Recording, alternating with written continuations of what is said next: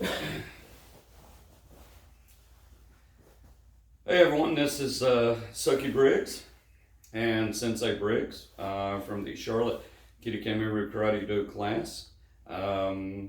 So this week we have suspended classes for this week until we hear how things is going to go next week about the coronavirus and stuff. So we're suspended classes this week.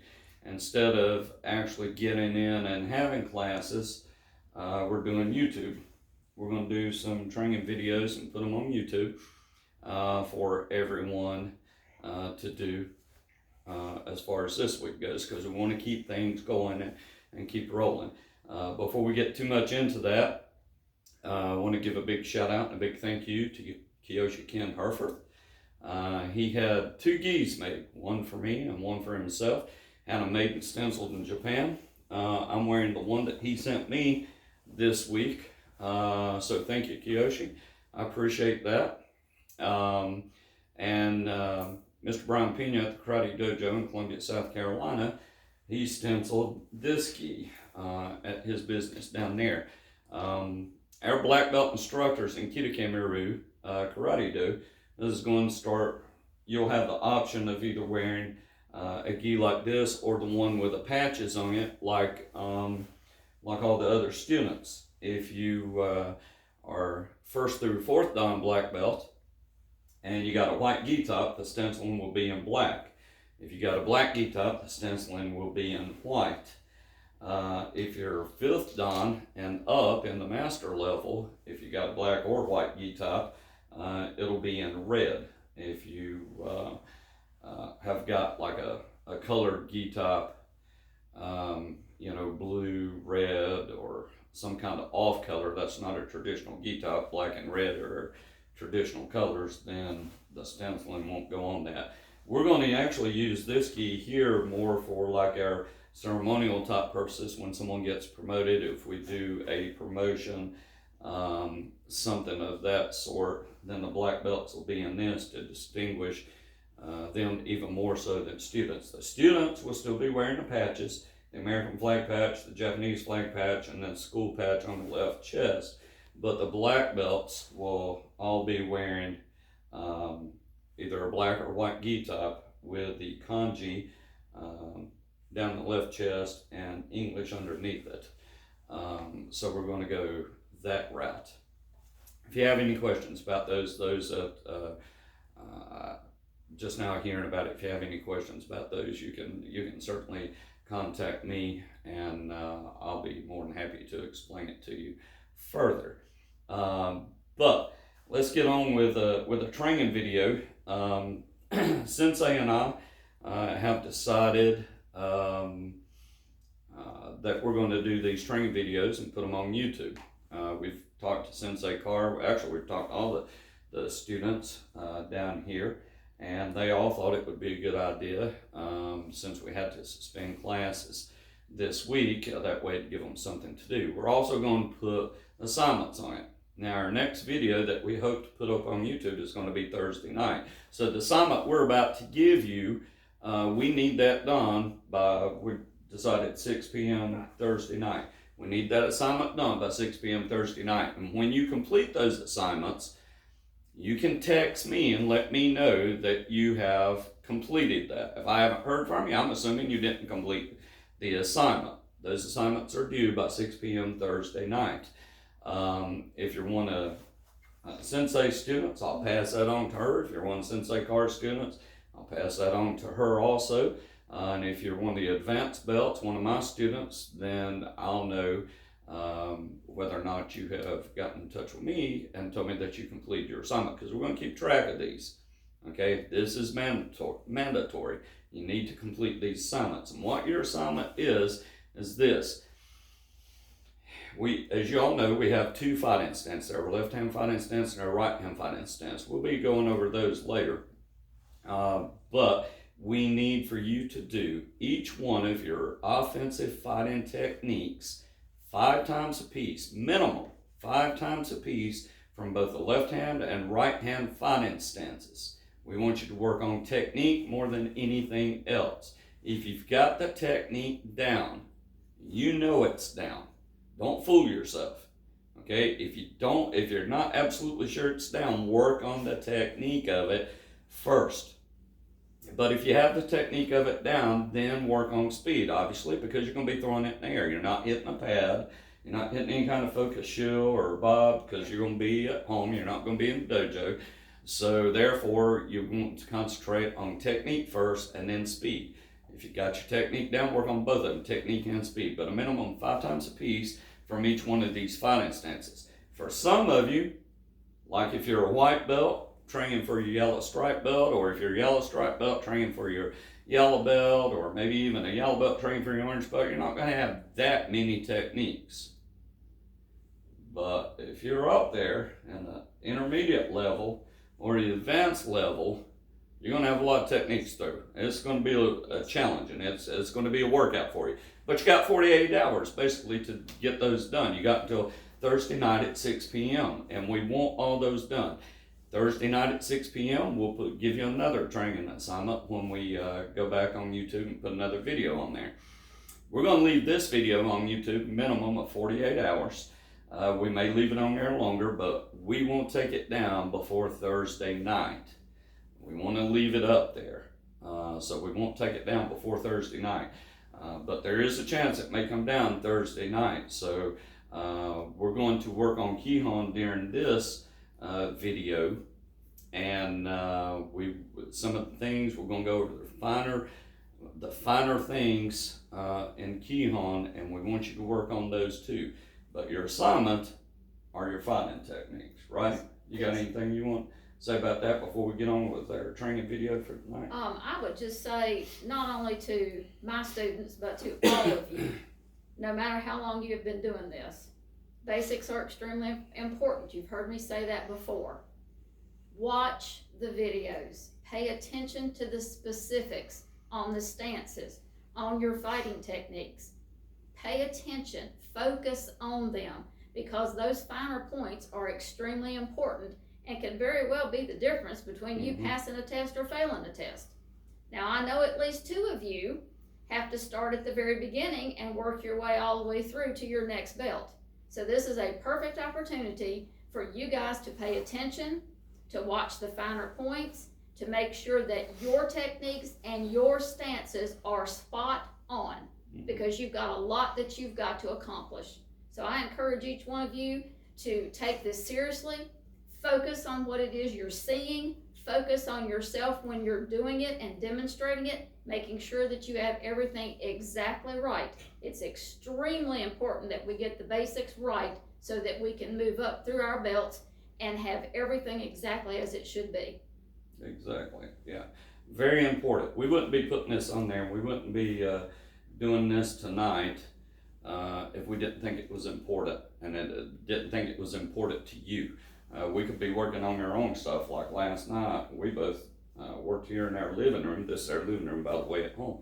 But we worked here in the living room on one kata last night for probably an hour and a half. Just you and I, just in here working on one kata and just trying to fine tune it and get things down and stuff. So we're trying to do this to help each one of you out. So like she said, like Sensei said, work on those finer things, okay? And tonight, what our training video is going to be on stances. In Kyoto Karate Do, we have specific stances as part of your Kihon. It's not all of your Kihon by far, but as part of your Kihon or your basics, we have specific stances that you either do drills in, your fighting stances you fight in, or these stances are somewhere in a kata that you're going to be learning if you stay with Kyoto Karate Do, or you've already seen them show up in a kata. So we're going to go over the finer points of stances tonight and just show you what you really need to concentrate. But that is your training tonight. It's going to be on stances. But remember the assignment, and as soon as you complete that assignment, I need for you to text me and let me know that you've completed that assignment. And if I haven't heard from you by 6 o'clock Thursday night, as far as we're concerned, you didn't complete your assignment, okay? So when we come back to class, we need to have a little talk, because most everybody is coming up for it. Well, everybody is sooner or later is coming up for a test, but we got some people that is working on a belt test. So you need to complete this assignment by 6 o'clock Thursday night. And again, that's 5 times, minimum 5 times, all your offensive fighting techniques, minimum 5 times from both your left hand fighting stance and your right hand fighting stance. We need that completed by Thursday night, and text me and let me know. And done correctly. Right. Make sure they are done Work on your correctly. techniques. Yes. Work on the techniques. Most important thing right now, work on the technique of it. Once you get the technique down, then you can start picking up that speed and working on the speed. But we need this stuff done perfect. We need it done correctly. Strive for perfection. Okay, don't throw anything sloppy or do anything sloppy. Make it look good. Okay, that's the difference. Like Sensei said, it could be the difference in you passing and failing a belt test. You got anything else, man? No, sir. All right, so we're going to put this on pause real quick, and then we're going to come back and finish up the video with the stances. Ready?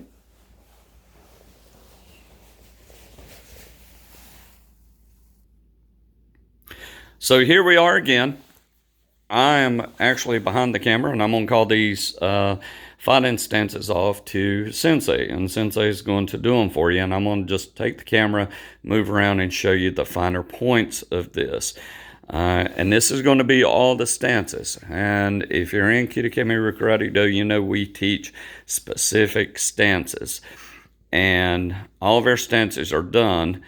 Obviously, you start out as a 10th Kyu white belt, and all your stances are completed either in your 9th Kyu yellow stripe belt or your 8th Kyu yellow belt. So we're going to start out and do every one of the stances.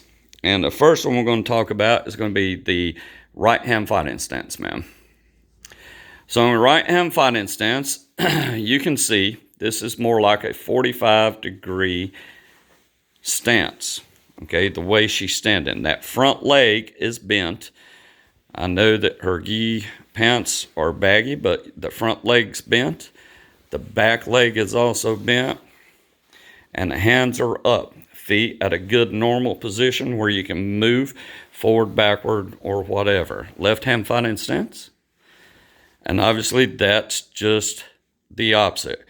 Now, the difference between a right and left hand fighting stance is, on the left hand fighting stance, what Sensei's in right now, her left side is in the lead. That's what we consider our left hand fighting stance. Her left leg, her left foot, her left hand. And in a right hand fighting stance, the right side is always in the lead. And if we're calling the stance off to you, this stance is done facing us just like Sensei is now. She's not facing her right or her left. She's facing directly toward me, because I'm the one that's calling the stances off, or her opponent. That's very, very important to remember. The next stance is going to be a horse stance. Go ahead, Sensei. As you notice, the fighting stances are high riding stances. They stand upright. If you look at this horse stance is more of a low riding stance. Means that she's low to the floor. Okay? She's got a very, very wide distance between her feet. The back is perfectly straight. If you'll notice, her fists, or hammer fists, they're laying on her obi, or her belt, which is also on her hip bone. And that's where your hand position goes in a horse stance. Deep stance. Hammer fist on the obi, and of course your obi rides on your hips. The next one is going to be an open toe attention stance. Very easy stance. This is the stance that you're actually in before you bow.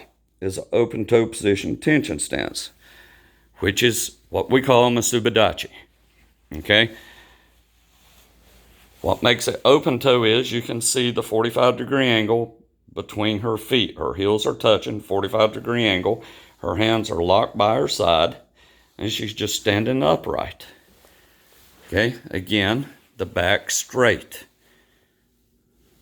Okay, as you can see. Now the one off of this is a closed toe position of attention, okay? And that's just basically the same thing, except the feet are closed. Where they were open, open them back up, Sensei. That's open toe, this is closed toe. Where they're closed. That's the only difference between the two stances, okay? And the next one is going to be a right hand cat stance.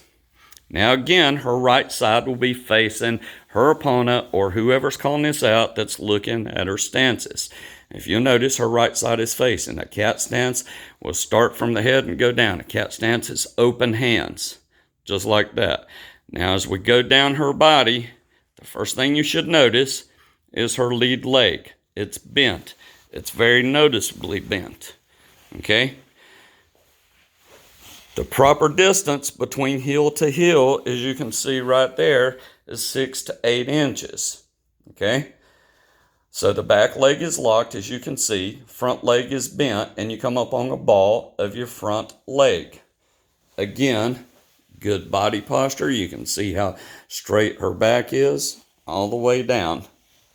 Left leg bent, lead leg bent, not the left leg. Lead leg is always bent. Rear leg is always locked up on the balls of your lead foot, okay? Now, left hand cat stance. And again, once again, it's just total opposite. You start out with making a 90-degree angle with your feet. You slide those feet up, maybe a couple inches, come up on the balls of your feet, and bam, you're right there in it. Open hand stance. The next one is going to be a right hand T stance. Start out, and stop right there for me a minute, Sensei. See how her feet is? How she starts out in a 90-degree angle? It's kind of like a T position. That's why we're going to call this a T stance. Now I'm going to concentrate on her feet here. And when I tell her to move, watch what she does with her feet. This stance is really this simple. Go ahead, Sensei. She just takes one full step out in it. And see how her front knee is bent? It's bent so she looks over that knee, she can't see her toes. And the back leg is completely locked. Again, we harp on body posture. So body posture is straight. On this one, the hand positioning, you just come up like you do a fighting stance, and the hand positioning is closed fist, and that's a right hand T stance. Go ahead and get in the left hand T stance for us, Sensei. And see how she just goes through her motions, putting her heels together, make sure they're lined up, and take one full step out. And it's that easy. Okay? Now the next one's going to be a right hand front stance. Okay? Now there's a couple things that you're going to hear on these front stances from me. And as you'll notice, right offhand, we got two hand positionings. One's low, one's high. This is low hand positioning on a front stance. Show them the high hand positioning, Sensei. High is right there. Pull them up. Low is right there. We use these front stances primarily to either do some type of floor exercises or they're in kata. Obviously, if they're in kata, your hands are either going to be blocking or punching. But let's start with from the floor and go up. As you'll notice, both knees are straight ahead, her hips are straight, and it comes all the way up to her shoulders, and her head and eyes are straight. Hands in the low position. I'm going to walk around so you can see body posture again. Body posture is completely straight. The back leg gives off the appearance that it is straight, but it's not. It's barely crooked because that leg should never, ever be locked. And the front leg is noticeably bent. Again, if you can look over that front knee, and there is, if you can see your toes, once you look over that front knee, that stance is not low enough. Okay? And that's a right hand front stance. This time, Sensei, when you do the left hand front stance, go with arms up. Go ahead. Now she's going to switch and get in the left hand front stance. Again, we do our kata, and this time she's got her arms up. Same thing. Knees are straight ahead, hips are straight, shoulders straight, arms in the up position.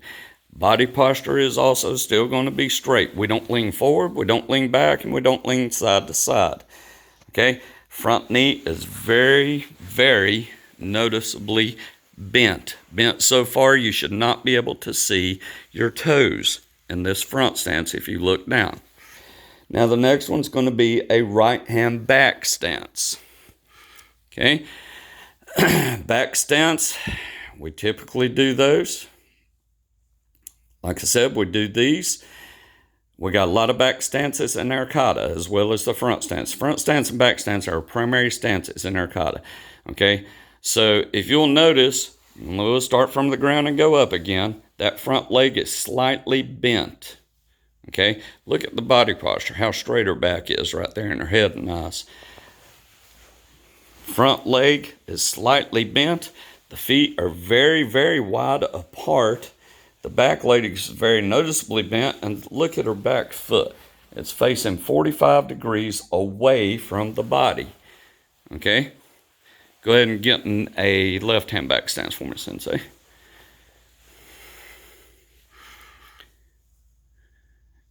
And it's just totally different. Go ahead and close your hands on this one, Sensei. Totally different, okay? Same thing, just different sides, okay?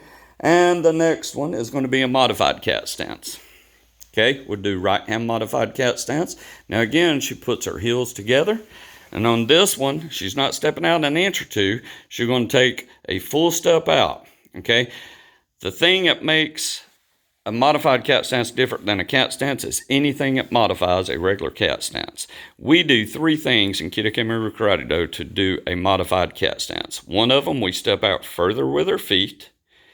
We bend both knees. See how her back leg is also bent here, whereas on a cat stance it wasn't, it was straight. And the hand position is open or closed. She's got them closed right there. So those are the things that we do on a modified cat stance. Go ahead and change sides for me, Sensei. That was a right hand modified cat stance. Here's a left hand modified cat stance. Again, she takes that full step out, bends both knees, and bam, right there it is. And if you'll notice, body posture again is completely straight from the obi up. The next one's going to be a 3-point stance, right hand 3-point stance. We have a full kata from this stance. This stance is called a Sanchin Dachi, or 3-point stance. There is a full kata, it's called the Sanchin kata, that is done off this. Okay? Now if you notice, and it might be a little hard to see on the video here, but her feet are turned slightly in, where the center of her foot is facing straight ahead. Okay? Both knees are slightly bent. Okay?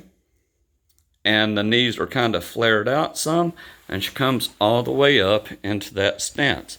Get your hand in the hand position of a Sanchin Dachi, or Sanchin kata. When we do the Sanchin kata, the hand position is just like that. Okay, so this gives a good Sanchin stance right here. That's a right hand Sanchin. Go ahead and get in the left hand Sanchin for me, Sensei. And get the hands out like I showed you. There we go. Now, what makes this a left hand Sanchin is the left foot's out. Okay, again, you can see how her feet are turned to the inside where the center of her foot is actually straight. Knees are flared out a little bit, and body posture straight. The next one's going to be a right hand crane stance. This one actually takes some balance. Let me describe it here real quick, Sensei. She's going to be standing on her back leg. That back leg's locked. That front leg, the foot comes up and actually rests flat on that knee, on the inside of that knee. Okay? Back leg locked. Front knee is facing me or your opponent. Now come up in the hand position. And she brings her hand positioning to her back. She brings the hand positioning down to her back. Okay? And you see how her fist covers each other. Okay? And that is the side, or that is a crane stance, right hand crane stance. Okay? Go ahead and change sides for me. And this is going to be a left-hand crank stance. Front knee up. That front knee faces your opponent or whoever's testing you.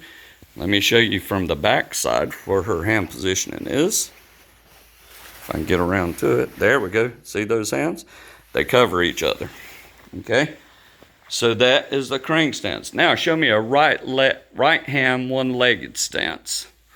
Okay, this time that front leg comes up and hooks in the back leg. As you can just see it, I just caught it on film there. It comes up and hooks in that back leg. Again, you're standing on that back leg, and that front leg points toward your opponent and your right side, because I said right hand one leg stance. And you can see the arm position, how straight that elbow is, and comes right around, reinforces that upper block right there, and she's looking straight ahead.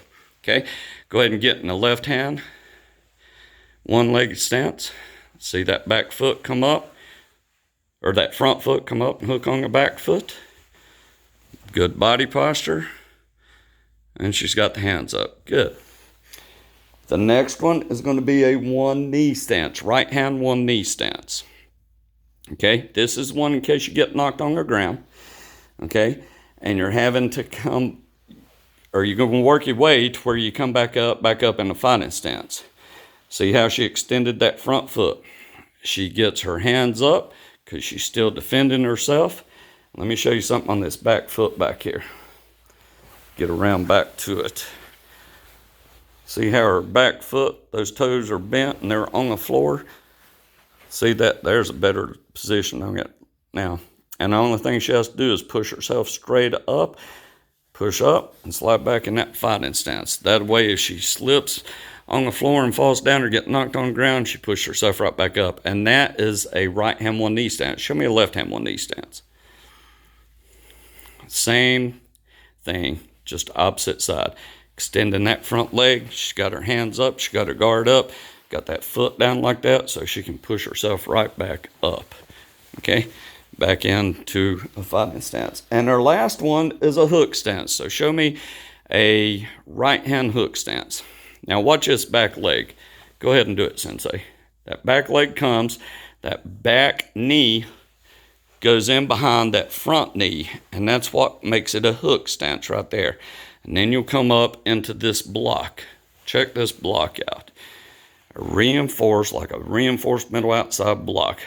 That backhand is reinforcing the inside of the forearm on that lead hand. And you have to bend at the hips quite a bit for this, okay?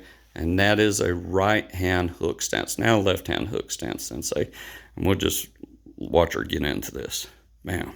We have a lot of kata that's got this stance in it, a lot. Okay? And back to your ready stance, ma'am. And those are the stances that we have in Kita Maru Karate Do. We teach stances